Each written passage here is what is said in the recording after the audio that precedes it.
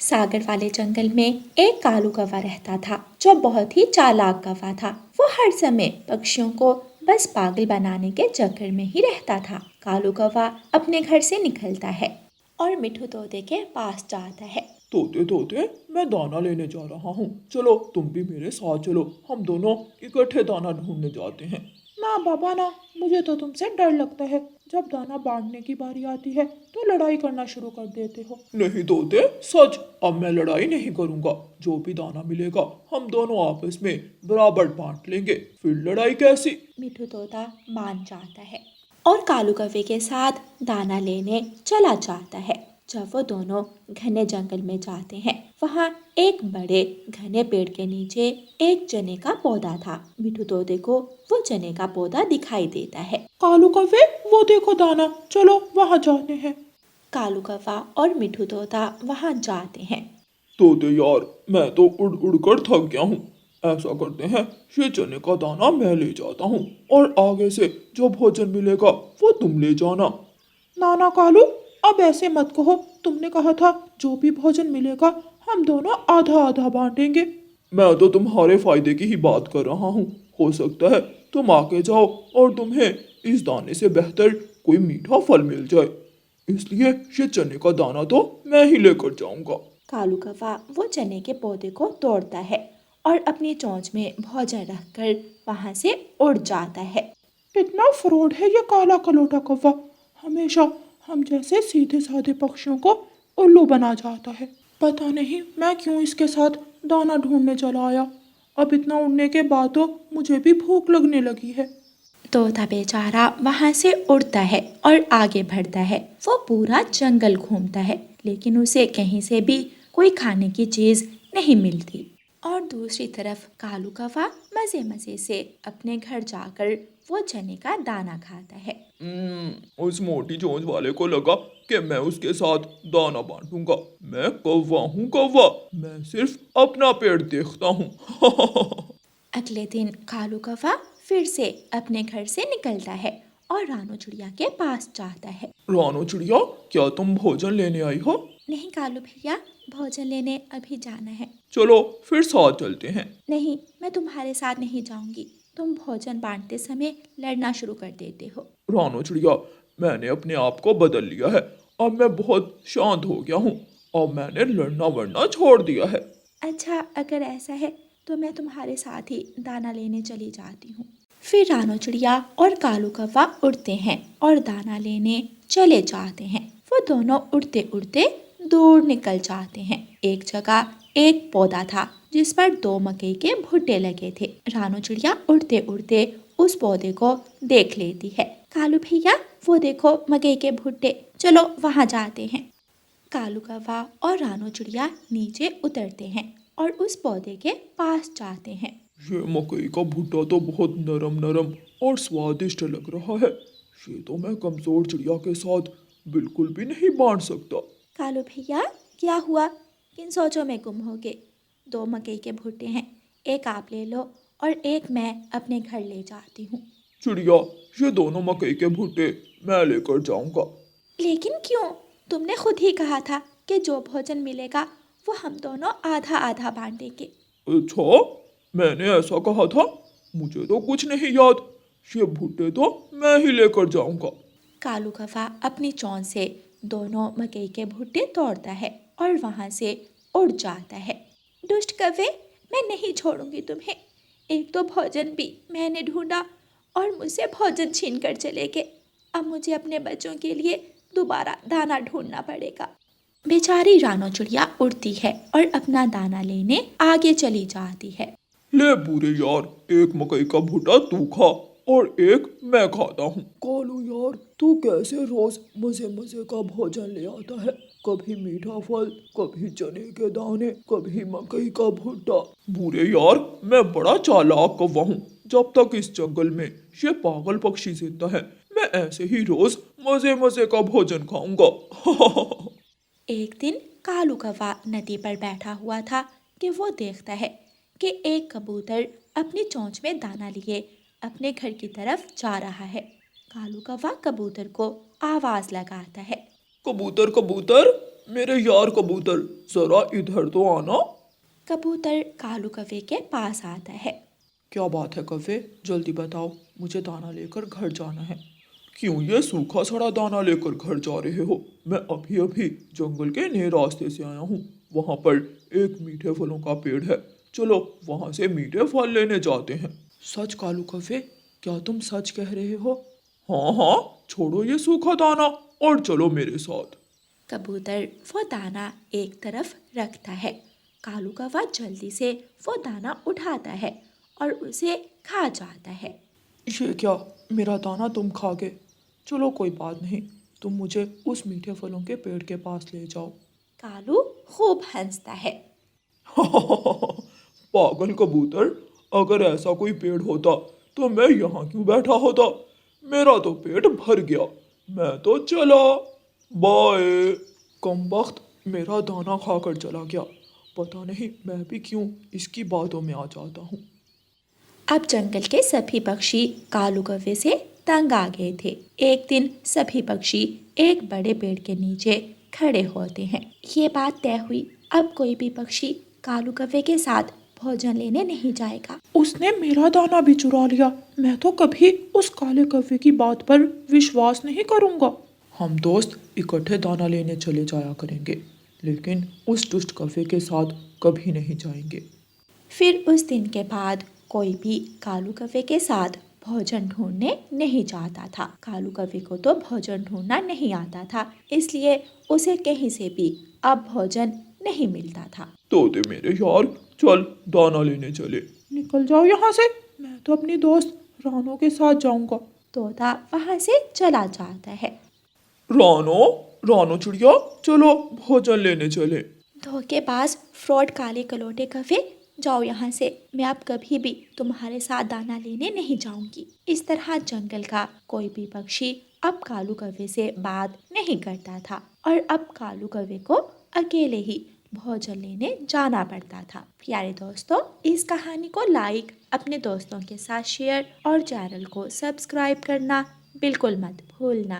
आपका धन्यवाद। सुंदरपुर एक बहुत ही खूबसूरत जंगल था, जहाँ हर तरफ खूबसूरत फूल, बागीचे और खूबसूरत झरना था। उस जंगल में सिर्फ अमीर पक्षी ही रहा करते थे। एक दिन रानो चिड़िया उड़ती उड़ती उस जंगल में आती है। कितना सुंदर है ये जंगल, मैं अपना घोंसला इसी जंगल में बनाऊंगी।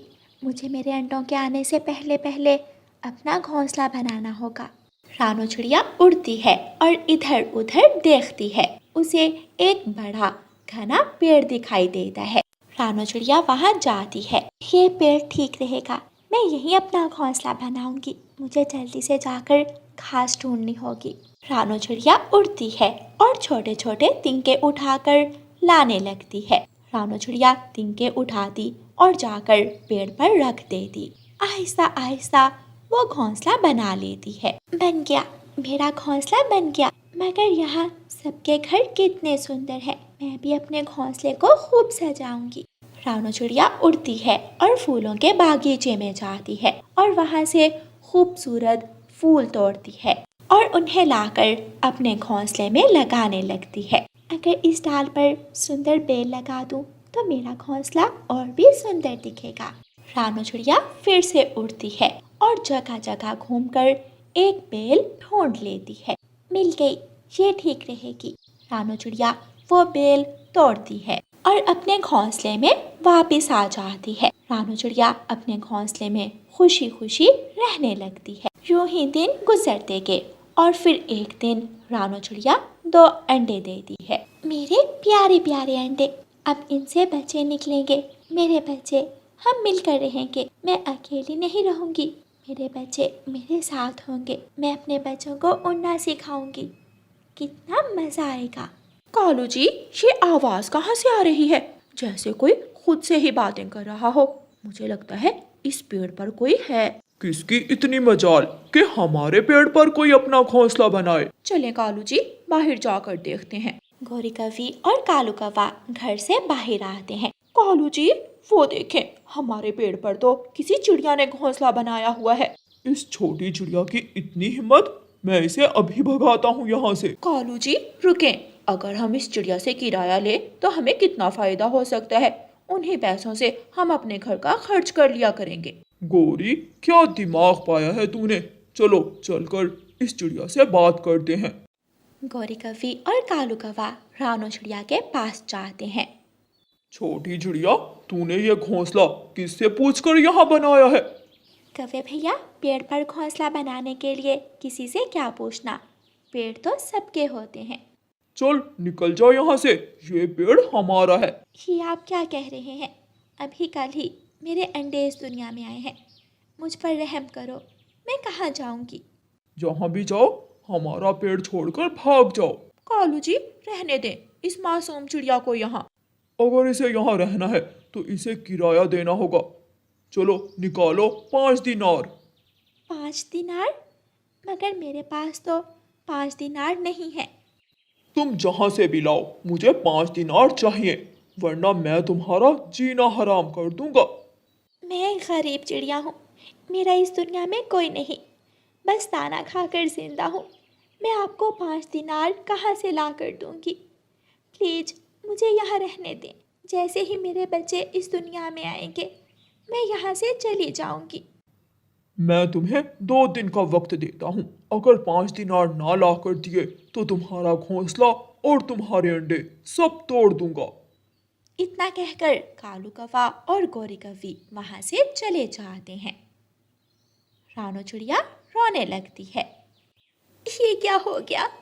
मैं तो इतनी खुश थी, इतने सुंदर जंगल में इतने बुरे दिल वाले कौवे रहते हैं, मुझे यहाँ आना ही नहीं चाहिए था। मैंने तो सुना था इस जंगल के पक्षी बहुत रहम दिल हैं, अच्छे हैं। ऐ ऊपर वाले, मैं क्या करूं? कहाँ से लाऊं 5 दिनार? एक दिन रानो चिड़िया पानी पीने के लिए नदी पर जाती है तो कालू कौवा और गौरी कौवी उसके अंडे उठाकर ले जाते हैं। जब रानो चिड़िया वापस आती है तो अपने अंडों को ना पाकर परेशान हो जाती है। मेरे अंडे कहाँ गए? जरूर वो गंदे कौवे मेरे अंडे उठाकर ले गए होंगे। रानो चिड़िया कौवों के घर जाती है और उनके दरवाजे पर दस्तक देती है। दरवाजा खोलो कौवे भैया, दरवाजा खोलो, मेरे अंडे मुझे वापस कर दो। गौरी कौवी और कालू कौवा घर से बाहर आते हैं। क्या है? क्यों दिमाग खराब कर रही हो हमारा? मेरे अंडे मुझे वापस कर दो। अंडे तो तब वापस मिलेंगे जब इस घोंसले का किराया दोगी, मतलब 5 दिनार। सुन लिया तुमने? अब चली जाओ यहाँ से। कौवे भैया। कालू कौवा कोई और बात सुने बिना ही दरवाजा बंद कर देता है और रानो चिड़िया रोती हुई वहाँ से चली जाती है। वो नदी किनारे बैठकर रोने लगती है। रानो चिड़िया को रोता हुआ देखकर तोता वहाँ आता है। बहुत बुरा जंगल है ये, ऊपर से जितना सुंदर, यहाँ के पक्षी उतने ही बुरे। ऐ ऊपर वाले, क्या करूँ मैं? कहाँ जाऊँ? चिड़िया, तुम क्यों रो रही हो? क्या हुआ है तुम्हें? दुष्ट कौवों ने मुझसे मेरे अंडे छीन लिए। वो मुझसे 5 दिनार मेरे ही घोंसले का किराया मांग रहे हैं। मैं उनको 5 दिनार कहाँ से दूँ? आप चिंता ना करें चिड़िया, मैं उन कौवों को सही मजा सिखाऊंगा। चलें, हम चील रानी के पास जाते हैं। चील? चील तो हमें खा जाएगी। नहीं, हमारे जंगल की चील रहमदिल है और सारे जंगल की रानी भी। वो कौवों को सजा देगी। तोता रानो चिड़िया को लेकर चील रानी के पास जाता है और सारी बात बताता है। उन कौवों को यहाँ लाया जाए और चिड़िया के अंडों का खास ख्याल रखा जाए। उल्लू सिपाही जाते हैं और कौवों को बुलाकर लाते हैं। चील रानी, हमसे बहुत बड़ी गलती हो गई, हमें माफ कर दे। कमजोर पर जुल्म करते हो, शर्म करो कुछ। कितना किराया मांगा था इसके घोंसले का? 5 दिनार। आज से तुम दोनों उस घोंसले में रहोगे और किराया 5 दिनार दोगे और रानो चिड़िया तुम दोनों के घर में रहेगी। यही तुम्हारी सजा है। नहीं चील रानी, हमें माफ कर दें। इन कौवों का सामान निकालकर रानो चिड़िया को उस घर में छोड़ आओ। रानो चिड़िया चील रानी के न्याय पर बहुत खुश थी। शुक्रिया चील रानी। और कौवे मुंह बनाकर वहाँ से चले जाते हैं। प्यारे दोस्तों, इस कहानी को लाइक, अपने दोस्तों के साथ शेयर और चैनल को सब्सक्राइब करना बिल्कुल मत भूलना। आपका धन्यवाद। पहाड़ों वाले जंगल में ठंड का मौसम आने वाला था। सर्द हवाएं चलना शुरू हो गई थीं। सब पक्षी अपने लिए मजबूत लकड़ियों के घर बना रहे थे, लेकिन एक अकेला कालू कौवा ही था जो मजे से तिनकों के घोंसले में लेटा हुआ था। रानू चिड़िया कालू कौवे के पास जाती है। कौवे, कौवे भैया उठो, आप भी अपना घर बना लो। जब ठंड बढ़ जाएगी तो ये काम करना कठिन हो जाएगा।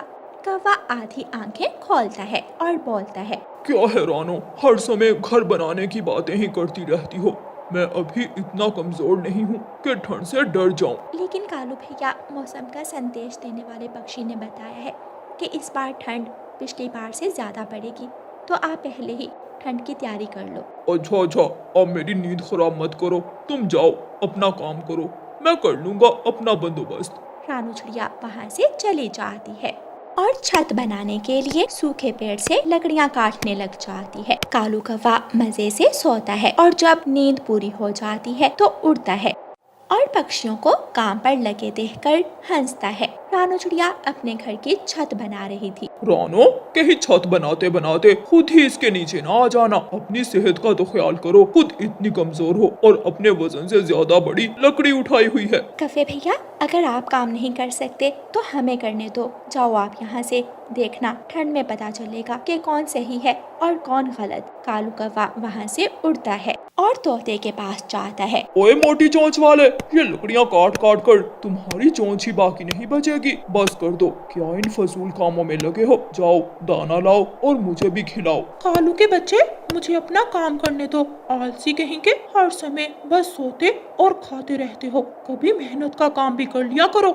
इसी तरह बारी बारी कालू कौवा सब पक्षियों के पास जाता और उन्हें चढ़ाता। इस तरह वो सबका मजाक उड़ाता है। रानू चिड़िया नदी पर पानी पीने जाती है। वहाँ कालू कौवा भी अपनी गंदी चोंच के साथ आ जाता है और पानी पीने लगता है। कालू भैया, ये क्या कर रहे हो? पहले थोड़ा सा पानी लेकर अपनी चोंच साफ कर लो, फिर पानी पीना, वरना सारा नदी का पानी गंदा हो जाएगा। तुमने मुझे गंदा कहा? तुम कौन सा बड़ी साफ हो। जाओ यहाँ से, जो करना है कर लो, मैं तो ऐसे ही पानी पीऊंगा। कालू कौवा गंदी चोंच के साथ ही नदी से पानी पीता है और रानू चिड़िया वहाँ से पानी लेकर अपने घर चली जाती है।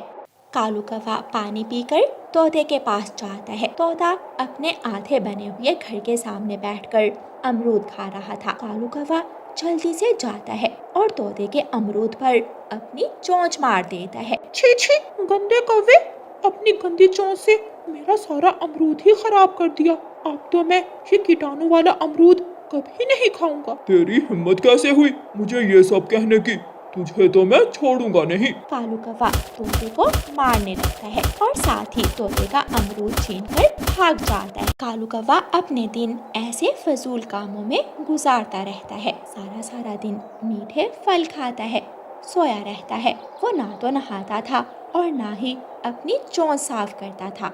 अब तो कालू कौवे के शरीर से गंदी बू आने लगती है। वो जिस भी पक्षी के पास जाता, वो पक्षी कालू कौवे के पास आने से पहले ही अपने मुंह पर पंख रख लेता। कालू कौवा चिड़िया के पास जाता है। चिड़िया चिड़िया, वहाँ घने जंगल में एक मीठा केलों का पेड़ है, चलो वहाँ चले। कालू भैया, जाओ पहले जाकर नहाओ, इतनी बदबू आ रही है तुम्हारे अंदर से। रानू चिड़िया जल्दी से वहाँ से उड़ जाती है। कालू कौवा तोते और कबूतर के पास जाता है, लेकिन वो भी कालू कौवे को आता देखकर ही भाग जाते हैं। कालू कौवा वापस जाकर अपने घोंसले में लेट जाता है। ये सारे पक्षी मुझे देखकर भाग क्यों जाते हैं? कहीं मुझ में कोई सुपर पावर तो नहीं आ गई कि मैं जिसके पास जाऊंगा वो भाग जाएगा, वो मुझसे डर कर उड़ जाएगा। ये सुपर पावर तो बहुत मजे की है। चलो फिर चलता हूँ आमों के बाग में। आज तो वो दुष्ट चील मुझे कुछ कह भी नहीं सकेगी। कालू कौवा जल्दी से अपने घोंसले से बाहर निकलता है और चील के आमों के बाग की तरफ चला जाता है और बाग में जाकर आम खाना शुरू करता है। चील कालू कौवे को देख लेती है और जल्दी से लाठी लेकर कालू कौवे की तरफ आती है, लेकिन चील जैसे ही कालू के पास जाती है, वो कालू कौवे के शरीर की गंदी बदबू से बेहोश हो जाती है। कालू कौवा हंसने लग जाता है। चील चाची, अब तू मेरा कुछ नहीं बिगाड़ सकती। अब मैं जब चाहूँ इस बाग से फल खाऊंगा। कालू कौवा ऐसे ही अपने शरीर की गंदी बू से सब पक्षियों को तंग करता। वो हर रोज चील के बाग में जाता, अपने मनपसंद फल खाता और बिना नहाए ही अपने घोंसले में जाकर सो जाता। ऐसे ही जंगल में ठंड का मौसम शुरू हो जाता है और एक रात आसमान से सफेद सफेद बर्फ गिरना शुरू हो जाती है और साथ ही ठंडी हवाएं चलना शुरू हो जाती हैं। कालू कौवा अपने घोंसले में कांप रहा था। ये इतनी ठंड कहाँ से आ गई? अब मैं कहाँ जाऊँ? यहाँ रहा तो मैं तो ऐसे ही मर जाऊंगा। कालू कौवा जल्दी से उड़ता है और रानो चिड़िया के घर जाता है और दरवाजे पर दस्तक देता है। रानो चिड़िया थोड़ा सा दरवाजा खोलकर अपना सर बाहर निकालती है। क्या है कालू भैया, क्यों आए हो? चिड़िया, मुझे बहुत ठंड लग रही है, मुझे अपने घर में आने दो। मेरा घर तुम्हारी गंदी बू से भर जाएगा। जाओ यहाँ से, मैं नहीं आने दूंगी अंदर, मेरा दम घुट रहा है। रानो चिड़िया जल्दी से दरवाजा बंद कर लेती है। कालू कौवा रोते हुए तोते की खिड़की में जाकर तोते को आवाजें लगाता है। तोता खिड़की में आता है। छी छी, मैं भी कहूँ कि मेरे घर में बदबू कहाँ से आ रही है। तोता जल्दी से खिड़की बंद कर लेता है।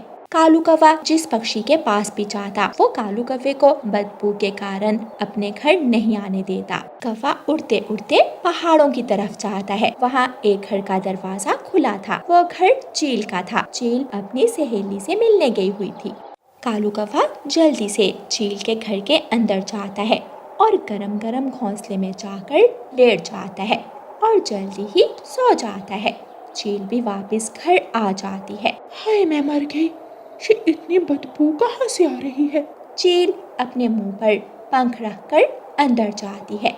ये तो वही काला कलोटा बदबूदार कौवा है जिसने मेरे बाग के आम खा लिए। इसे तो मैं नहीं छोड़ूंगी। चील कालू कौवे की खूब पिटाई करती है और उसे अपने घर से बाहर फेंक देती है। कालू कौवा एक बड़े पेड़ के नीचे बैठकर कांप रहा था और जोर जोर से रो रहा था। अगले दिन रानो चिड़िया जब वहाँ से गुजरती है तो उसे कालू कौवे पर दया आ जाती है। कालू भैया, आप मेरे घर आ सकते हो, लेकिन मेरी एक शर्त है। पहले आपको नहाना होगा, वरना आपकी गंदी बू से मैं बेहोश हो जाऊंगी। रानो बहन, पानी भी इतना ठंडा है, मैं तो ठंडे पानी में नहाकर मर जाऊंगा। ठीक है, मैं आपको गर्म पानी ला कर देती हूँ। फिर रानो चिड़िया अपने घर जाती है, चूल्हे पर पानी चढ़ाती है और उसे गर्म करती है और कालू कौवे को लाकर देती है। कालू कौवा अच्छे से गर्म पानी से नहाता है और साफ हो जाता है। कालू कौवे के शरीर की मैल दूर हो जाती है और वो फ्रेश हो जाता है। फिर रानो चिड़िया कालू कौवे को अपने घर ले जाती है।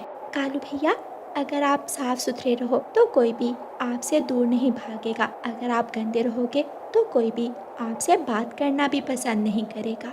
मैं समझ गया रानो बहन, मैं वादा करता हूँ मैं अब अपने आप को साफ रखूंगा, मेहनत करूंगा ताकि बाद में मुझे पछताना ना पड़े। फिर कालू कौवा रानो चिड़िया के घर में रहकर अपना ठंड का मौसम गुजारता है और दोनों मिलकर दाना ढूंढने जाते हैं। प्यारे दोस्तों, इस कहानी को लाइक, अपने दोस्तों के साथ शेयर और चैनल को सब्सक्राइब करना बिल्कुल मत भूलना। आपका धन्यवाद।